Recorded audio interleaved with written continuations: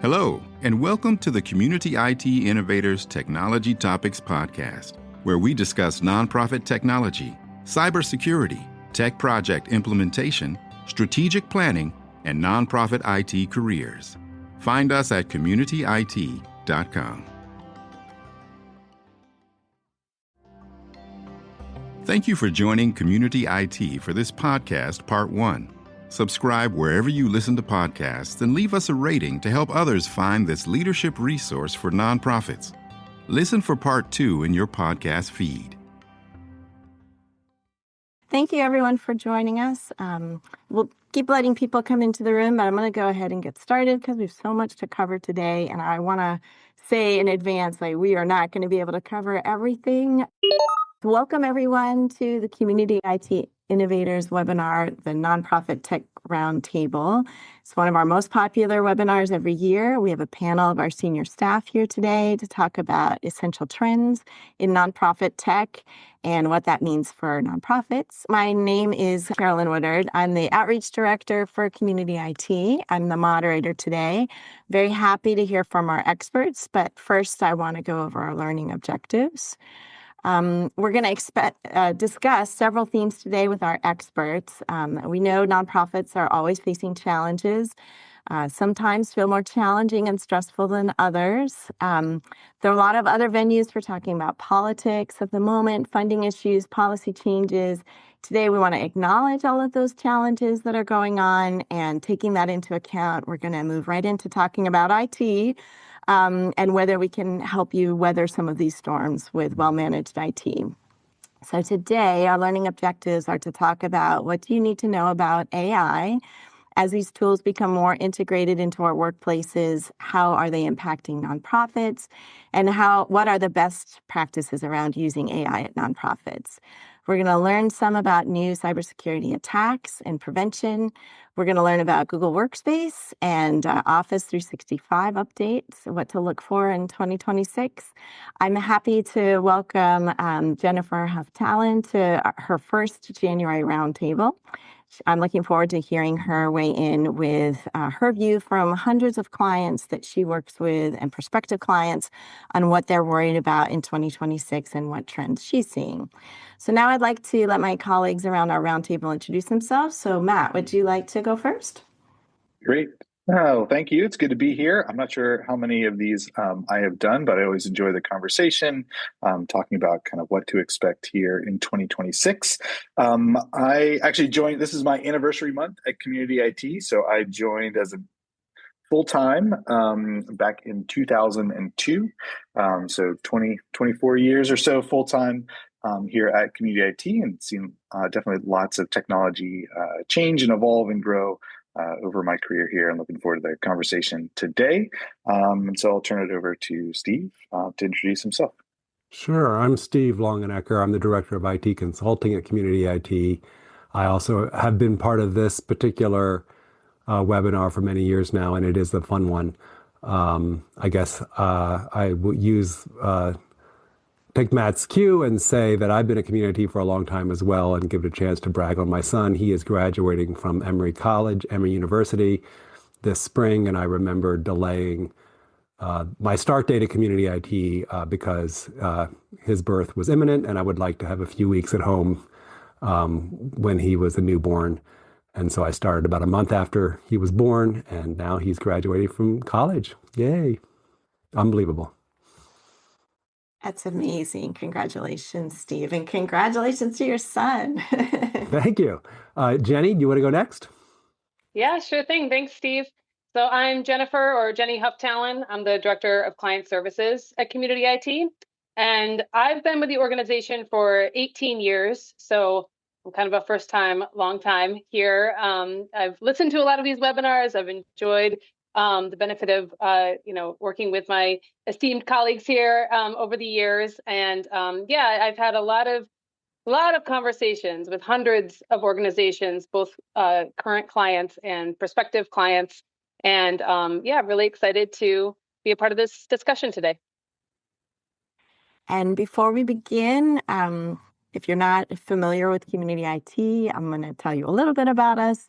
We are a 100% employee-owned managed services provider. We provide outsourced IT support exclusively to nonprofit organizations. Our mission is to help nonprofits accomplish their missions through the effective use of technology. We're big fans of what well-managed IT can do for nonprofits. We serve nonprofits across the United States. We've been doing this this year is our 25th anniversary as a company. We are technology experts. We're consistently given the MSP 501 recognition for being a top MSP, which is an honor we received again in 2025. And we believe we're the only MSP on the list serving nonprofits exclusively. I want to remind everyone for these presentations, Community IT is vendor agnostic. We only make recommendations to our clients, only based on their specific business needs. We never try to get a client into a product because we get some kind of incentive or benefit from that. But we do consider ourselves a best of breed provider. So it's our job to know the landscape, what tools are available, reputable, and widely used. And we make recommendations on that basis for our clients based on their business needs, their priorities, and their budget. So I'm going to start with a poll. We like to do this. And this poll is, do you have AI policies at your nonprofit? So the option 1 is, I don't think so, ? Not sure. Number 2 is, we're in the process of creating policies. Number 3 is, yes, our organization has created an AI acceptable use policy and our staff understand our policy. And the 4th answer is not available. I'm going to put a link in the chat to our AI acceptable use policy template, which you can download from our site. You can also just Google it. You can use AI to help generate a policy. So the question is, do you have AI policies at your nonprofit? It looks like we have a great response. So I'm going to go ahead and end the poll, share the results with you. And Steve, can you see that? I can see it, yeah. So would you tell us about the results? Sure. So we had 48 responses. 19% said, I don't think so, ? And then about half, 22 out of 48 said, we are in the process of creating policies. And then 21% said that they have an AI acceptable use policy and that their staff use it. And then 7 people out of the 48 said it didn't apply to them. Great. And I would say that pretty much tracks, I think, with what we're seeing. I mean, Jenny, do you want to weigh in on that? That I think there are many nonprofits that are aware that they need to have AI policies, but it's a journey getting there. Yeah, I think that's right. I think the majority of conversations that I've been having, are just aware that it exists. They should look into it. They know some people are using some tools. They're maybe, wanting to find the time to make that an initiative, but maybe not sure where to start. So I think that's kind of the majority of the folks that I'm talking to are kind of stressed about it in some ways because they know they should have some sense of what's going on with it, and again, not always sure where to start. But for the most part, I can't say that I've had many conversations with organizations that have it figured out. So that's that may be some peace of mind for some of you who are in that boat of just I don't think so, or we're kind of in the process. I think nobody has really sort of has it laid out perfectly yet, but now's the time, I think, in general, to start thinking about that. And I think I'll jump in and just say, even if you have like a one-pager that seems pretty vague and not maybe really a policy, that's better than not having talked about it at all. So I would say don't let the perfect be the enemy of the good in this. As you're having those conversations, if you're elevating it up to your board level, and you're putting together like, well, these are our principles maybe instead of a policy, that itself is very helpful too. So we want to move on to talk about AI and nonprofits. So these are some talking points that we are coming up consistently at Community IT with the clients that we're working with the conferences that we're going to, with everything that we're reading about AI. So I wanted to go over them a little bit quickly and then start out a discussion with our experts here. So the number one thing we're saying and hearing and hoping that you are taking away is to match the tools to your needs instead of finding a tool that sounds really good and matching your needs to that. So start with your needs. What do you need to have automated? What is a repetitive task that could be done better by a non-human? And then find a tool that fits the need that you have.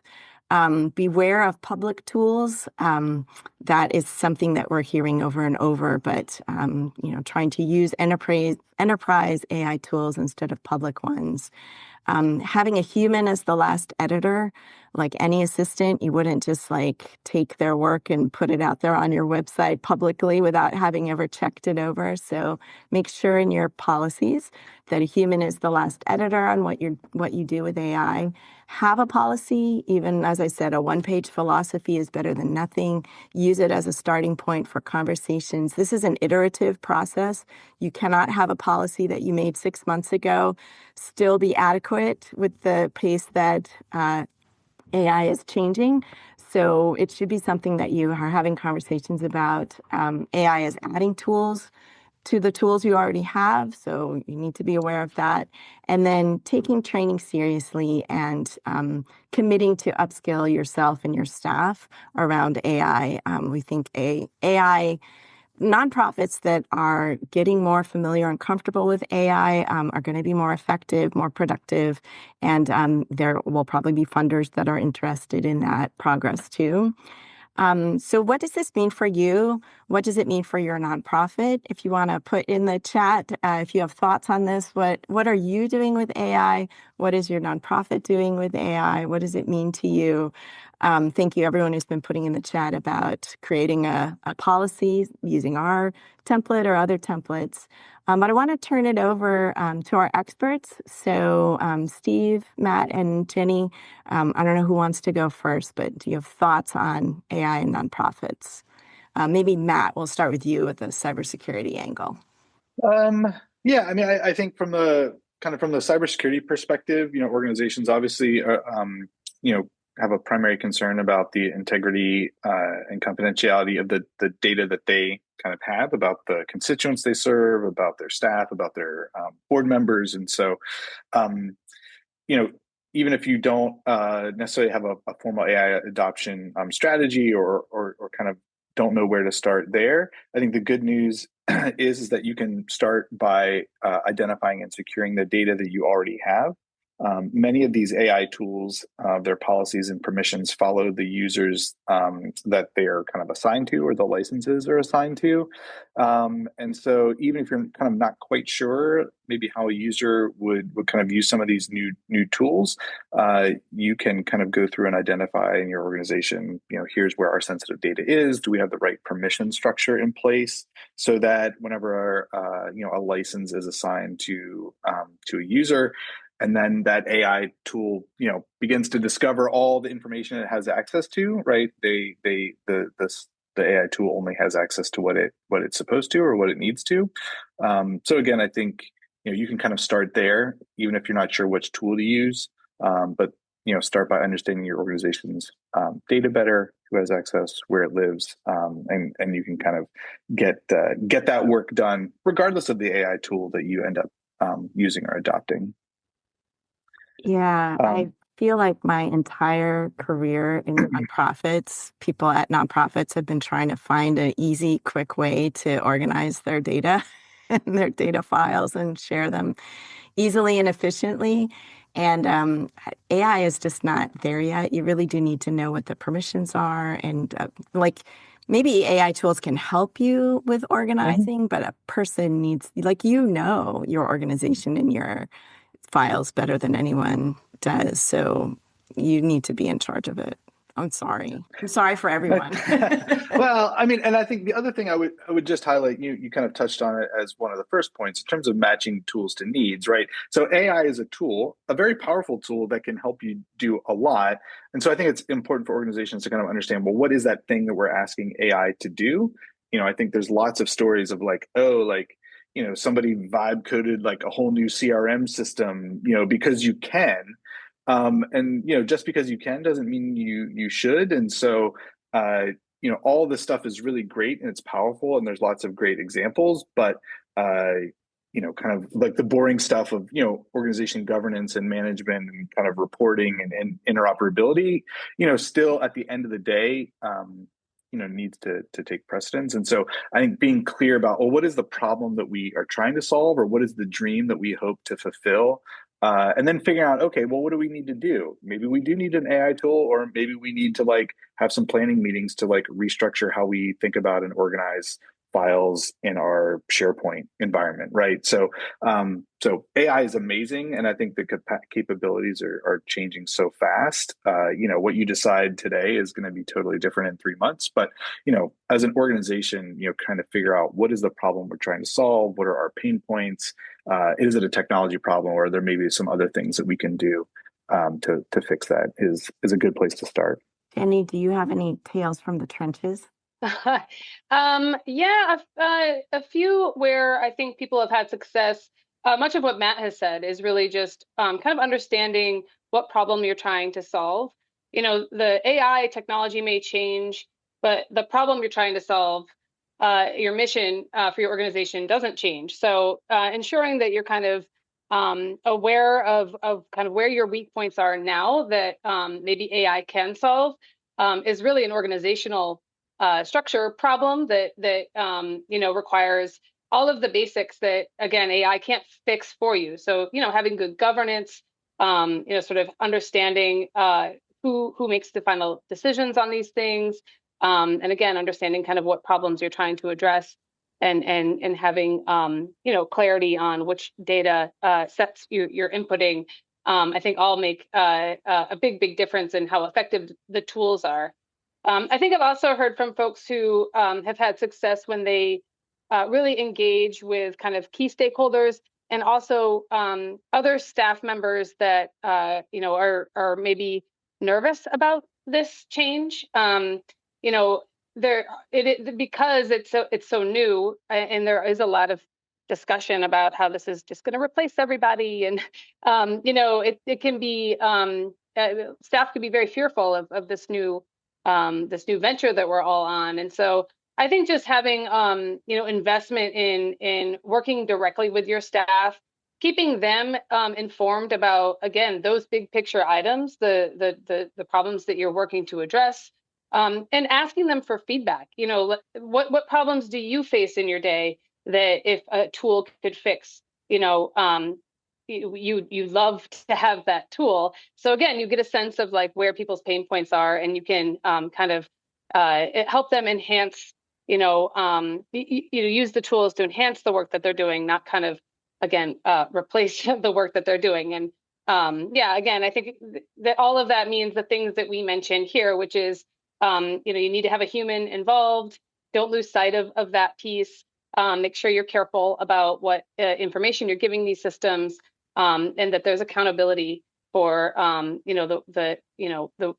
people are using it and what goals you're trying to achieve through the tool. I'll just riff if you don't mind. No, go for it. I do want to. I sort of want to piggyback on what Jenny said about using your own staff as resources on this. I think it's so new that the adoption is not. And it's changing so fast. So it's not just new, like it's new this month is newer than what was out in October. Like it's that kind of new. So it's not like you can just like sign up for an AI training program.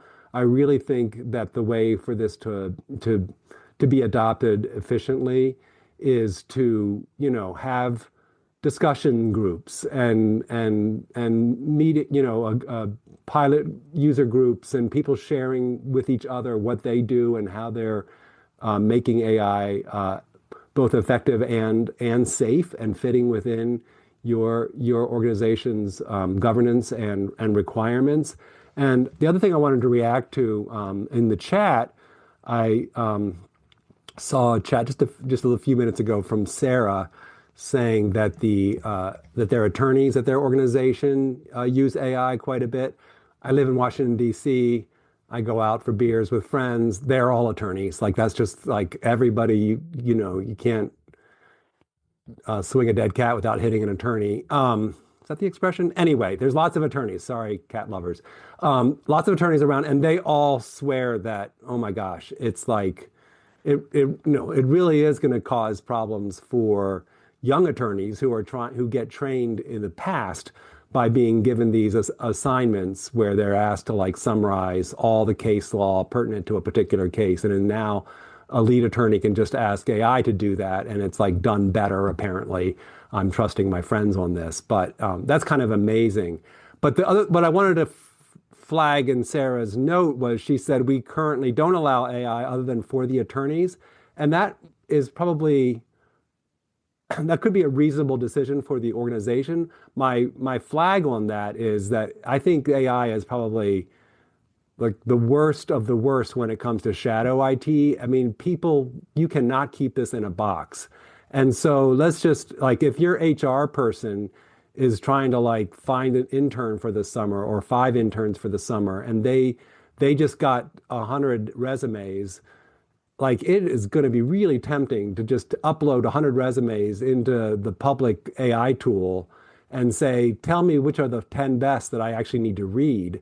That's going to be an amazing time saver for them. And it might actually be accurate. I mean, there's all these questions about AI and it, whether or not it discriminates, based on, cues that maybe a more socially conscious human being would be aware of and the AI is not aware of. So that's one concern I have about that.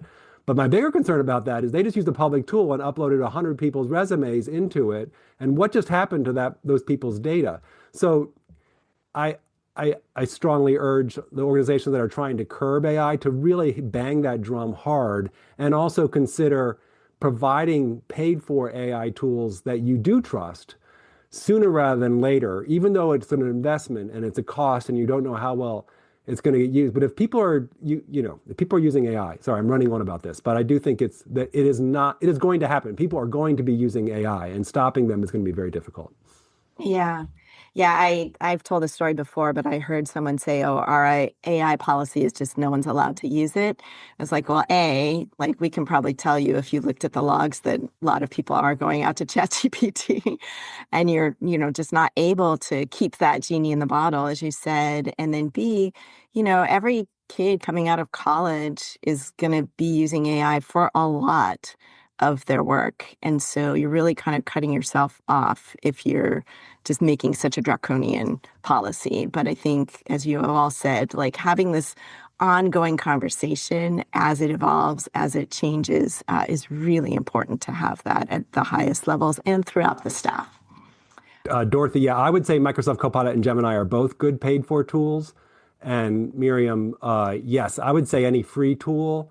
If it's free, you really have to question what the business model is, because if they're not making money off of your subscriptions, they're making money off of you somehow, generally speaking. And so I would say any free tool would be, you want to be careful about that for sure. Matt, Yeah. do you want to add to that? You're the expert in terms of that. Well, yeah, I'm actually going to turn it over to Matt for our next segment on cybersecurity. So I think, Matt, if you want to weigh in, please go ahead. Yeah. So again, I think kind of bridging that connection there. I think the good news is for anyone who has a Microsoft 365 subscription, right? If you go to copilot.microsoft.com, you sign in with your Entra ID credentials. Even if you've not paid for Copilot licensing, you're kind of immediately getting a kind of free protected version of that ChatGPT model. So again, the data that you put into it, your prompts, the data that comes back, right, is protected by Microsoft's data governance and kind of does not go back in to feed their model. So again, that's a good entree into using some of these AI tools, which are, hey, let's use this, not that. Again, I would echo what Steve said and Carolyn said, right? It is a hard prohibition is really hard to really enforce unless you've taken a whole bunch of other steps, which we are starting to see some organizations do, to say, here are 5 authorized AI tools, and everything else we're going to block. And there are technical ways to do that. So again, so you can use some of the commercial tools for free, right? If you already have subscriptions, and kind of leverage those existing investments before you, kind of maybe evaluate and figure out what other tools might help you solve your business case. On the cybersecurity side of things, I think what we are seeing is that the bad guys are using these tools for improving their work and writing more effective emails that are more engaging, that will get you to click on things, just as maybe the development department is. And so we are seeing, kind of a, steady increase in sophistication for those targeted emails, right? A lot of the things that we would have kind of relied on in the past to say, oh, if the email is misspelled, if it doesn't use proper grammar, those kind of narrative clues have basically been, dissolved, because now, the hackers can just go to the free ChatGPT 2 and drop in their prompt and have a well-crafted email. So again, we see that kind of on the phishing side. So the emails are more sophisticated. The copy that they're writing is better, and so that is one way that we are seeing AI being used to kind of aid in the attacker's speed. I think some of the industry data that is being reported is that fortunately the hackers are not necessarily using AI to in general, have kind of new attack methods. They're just kind of doing what they have been doing, but doing it better and faster. So, I think that, is kind of the current state. Again, that may change as these models become, more sophisticated, right? And so the conversation that we're having now about the state of AI is going to be very different, even 3 months from now, as the tools continue to evolve and gain autonomy and capability. On the specifics around cybersecurity, so obviously we're wrapping up 2025, and I just took a first peek at the security incident data that we saw amongst from our 200 clients, about 8,000 nonprofit staff that we support. And again, a couple takeaways, right? Spam and phishing continues to increase year over year. It's kind of easy, cheap, and effective, and that is only going to continue. There were some bright spots, one being that the number of compromised accounts that we responded to did drop compared to the previous year. I think probably through some combination of better training, we continue to have more and more staff adopt our formal cybersecurity training platform. And so I think just educating staff is a great way. Technology tools aren't going to solve our cyber problems. And so having engaged staff is important. I think some of the things that are out of our control, Microsoft, their digital crimes unit, in addition to, the NGO ISAC, did some legal action that resulted in takedown of a lot of the threat actors' kind of IT infrastructure that was involved in kind of these attacker in the middle frameworks that would steal identities. And so we did see a drop in kind of compromised accounts. On the flip side, we actually saw an increase in the amount of virus activity that was detected by our endpoint security tools. So again, that's great to block. But again, so maybe that is an example of the threat actors using some of these AI tools to, again, write scripts, malicious software, kind of better, faster, cheaper. And, so we did see more endpoint activity, which kind of is in opposition to a trend that we've observed for many years, which is, just a reduction in endpoint security risk over time. We are seeing, just a note about kind of compliance requirements. We are seeing that come from funders as organizations try to adopt more formal cybersecurity frameworks to kind of make sure that organizations are dotting all the I's and crossing the T's. And so, I think that is a good thing. It may feel like it's a lot of overhead, but I think it isn't. It helps to push organizations along to adopt these tools and techniques. And then I would say, we are updating our guidance around multi-factor authentication. This has been a common refrain that we've said, you need MFA, you need MFA, you need MFA, which is true. Now the updated guidance is that you need phish-resistant MFA in response to some of these techniques that threat actors can use. So it basically means that enabling things like Windows Hello on your Windows computer or platform SSO if you're on a Mac, using FIDO keys, right? I have a little physical security key, right? These are fantastic. Passkeys and Microsoft Authenticator, right? These are, an evolution or a more secure way to do that multi-factor authentication that ties your user session specifically to the device that you're on, right? So that session can't be stolen and kind of taken to a different device. So, and then the final piece here is, again, kind of coming back to what is the most likely and the most common attack scenario that we see. And it's really, it still is a phishing email that's targeting a user to get them to click or interact with a document or an attachment or something so that they can steal the user's identity and steal money, right? That is still the most common scenario that we see. And so, that's, kind of goes to support our guidance and recommendation to invest in security tools to train and educate your staff, improve your MFA methods, right, to help reduce that risk, and invest in technology that can kind of identify, block, alert when there are those suspicious logins that occur so that we can respond quickly and prevent damage from occurring after a user's account is compromised. I'll jump in and say we have a ton of cybersecurity resources on our website, free past webinars, blogs, templates, downloads, everything like that. And then I just want to say also that February 25th will be a webinar with Matt coming back to talk about using AI securely. So that junction of AI and cybersecurity. And in April, we will have that annual report on the incidents that we see across the thousands of end users that we have. So please come back and join us for those. Thank you, Matt, for updating us on what to worry about. Thank you for joining Community IT for this podcast, Part 1. Subscribe wherever you listen to podcasts and leave us a rating to help others find this leadership resource for nonprofits. Listen for Part 2 in your podcast feed.